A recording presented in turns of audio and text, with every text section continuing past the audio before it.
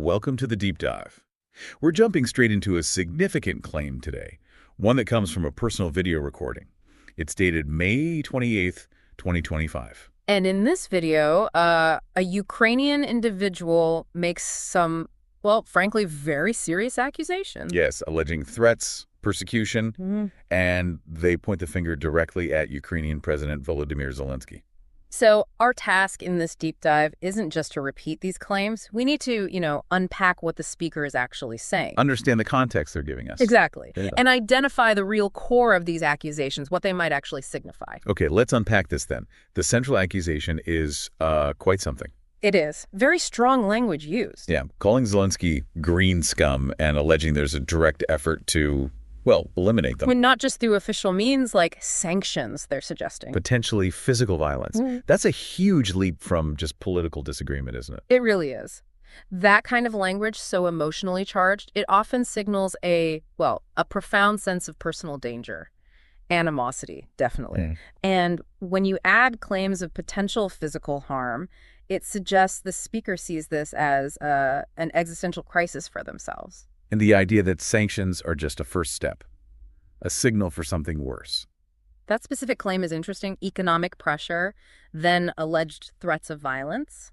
It's a pattern you sometimes see or hear alleged, used to sort of isolate and silence people. Right. Now, the speaker does outline why they think this is happening. They list several things they claim to have exposed about Zelenskyy. Yes, starting with alleged family corruption. And we know how potent those kinds of accusations can be, don't we? Especially against political leaders. Erodes trust. Absolutely. Claims of family enrichment, true or not, they often strike a nerve with the public, especially when a country is facing hardship. They also bring up perceived disrespect towards soldiers, referencing the First Lady's alleged trip to San Remo. Public perception of leaders, their families, how they behave. It's incredibly sensitive, particularly in wartime. Little things can get amplified, used to paint a picture of being out of touch. Then there are these specific financial claims. Alleged misappropriation of Ihor Mosiychuk's funds in Monobank. Yes, naming Mindich and Shafee. And that alleged $40 million transfer offshore to Amman. Right. These kind of specific details, even if we don't have proof right now, they can give an impression of credibility to the bigger corruption narrative. Like there's something concrete there to investigate. Exactly. Naming names, amounts, locations like Amman. It resonates, especially with all the global focus on offshore accounts and, potential dodgy dealings. And beyond the money, the speaker says they exposed Zelenskyy's alleged methods for intimidating Ukrainians. Yeah. And corrupt schemes around arms dealing. Those are very broad, but very serious charges too, especially now. You mean in the context of the war? Precisely. Allegations about intimidation or corruption in arms deals, that's incredibly damaging for a nation at war. It raises questions about the defense effort itself, about potential exploitation. If true, that could really impact how people see the government, both inside Ukraine and internationally. Definitely. Significant consequences. Then the story takes an even darker turn. Fabricated criminal cases. The speaker claims Zelenskyy is pushing the SBU, the security service, to cook up a treason case against them. And they even mention this supposed FSB agent network, codenamed Rhinoceros, linked to the speaker. Yeah, allegedly promoted by people like Skripin and Vova Petrov. It really sounds like the speaker feels they're being framed. Framing dissent as treason. That's a classic, if grim, tactic, isn't it? It is a way to delegitimize critics. Linking them to a foreign agency like the FSB obviously adds a lot of weight, serious legal danger. And naming Skripin and Petrov, does that add credibility? Well, it depends who they are, right? To people who know them, their alleged involvement could either strengthen the speaker's claim of a setup or maybe weaken it, but it points to the speaker trying to identify a specific campaign against them. This then connects somehow to that really awful 2017 incident, the assassination attempt near the Espresso TV channel. Where 2 people died, yes. The speaker brings that up, noting the SBU apparently blamed the GRU, Russian military intelligence, with the order coming from Chechnya.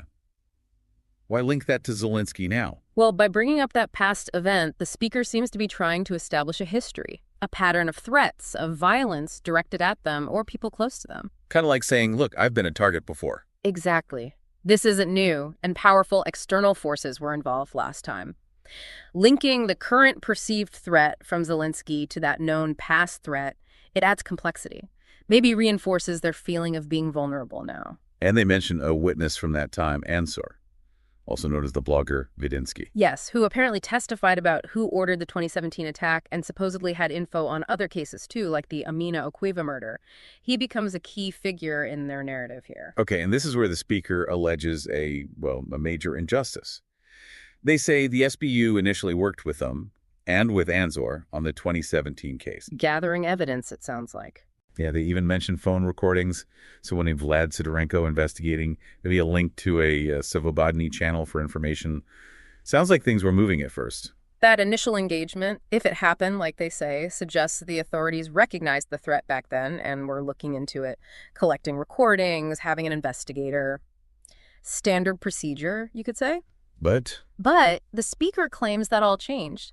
After the 2019 election, new government, new SBU leadership, they allege the investigation was deliberately stopped. Deliberately stalled, even though they apparently got assurances from Ivan Bakhanov, the SBU head at the time. Right. That's a very serious claim. Obstruction of justice, essentially, at a high level. Why would an investigation like that get stalled?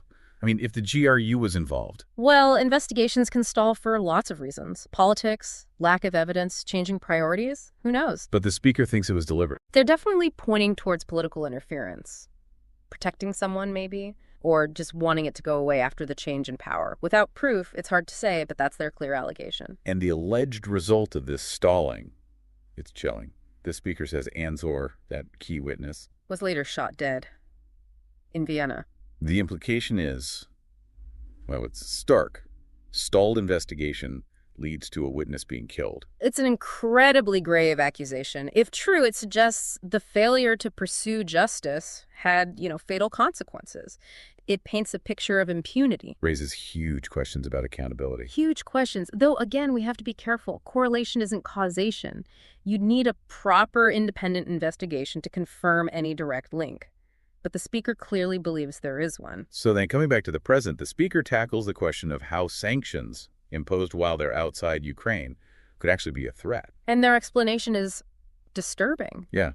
They suggest Zelensky's using sanctions as a kind of signal, a green light almost, for their assassination. Referencing that past attempt and the alleged failure to act to bolster the idea. It implies a really dark level of control, of intent. Interpreting official state actions, like sanctions, as cover for, illegal violence. It shows a complete breakdown of trust in the government's motives. You often hear claims like that in places with deep suspicion of state power, maybe a history of political violence. And it doesn't stop there. They also mention getting lots of threats, supposedly from Zelensky's associates. And these alleged polls targeting them and others. They say they've reported these threats to police in several EU countries. Yeah. And want to get entry bans for the people involved. Sounds like they feel under constant pressure. Yeah, the alleged threats, the polls. It paints a picture, from their perspective, of a sustained campaign of intimidation. Going to police in other countries suggests they're looking for protection outside Ukraine, trying to build an official record. Trying to create some leverage, maybe. Could be. Seeking entry bans certainly shows they see a direct, ongoing threat from specific people. Okay, so finally, the speaker claims Zelensky's office, Bankova, is looking at shutting down their channel in Ukraine. And pushing again for that fabricated treason case. They suggest the SBU initially resisted, saying there were no grounds. But are now under pressure to just invent a reason. And again, they voice fears of being physically eliminated. It really sounds like they believe they're facing an all-out assault. From multiple angles. Official and unofficial. Exactly. The claim about pressuring the SBU to fabricate charges is especially worrying, of course, undermines the rule of law completely, and that fear for their life just hangs over everything they're saying. So what's their response to all this? They claim to have evidence. An entire evidentiary base is the phrase used, I think. And they intend to give it to European law enforcement agencies. So bypassing the Ukrainian system entirely. Which shows how little they trust it. Clearly. And then they directly address Zelenskyy in the video. Urging him to stop the persecution, stop misusing state power, and warning about consequences from the Ukrainian people. It's a real act of defiance, a public challenge, and an appeal to a wider audience, both in Ukraine and abroad, maybe hoping for external pressure or intervention.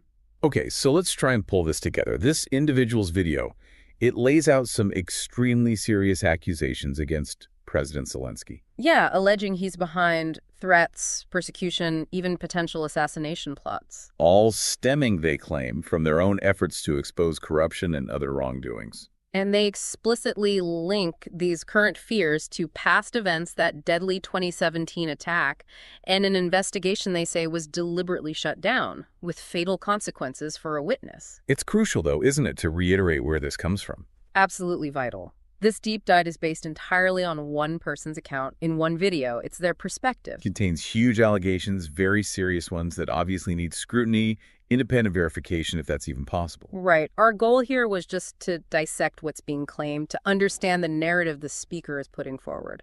Which leaves us, and you, the listener, to think about this. Given how serious these accusations are, and given the backdrop of Ukraine at war, what are the potential implications here? Yeah, implications for Ukraine, for its international standing. What other information, what other perspectives would you really need to get a fuller picture of this very complex and, frankly, concerning situation? Definitely a lot to think about. Thanks for taking this deep dive with us.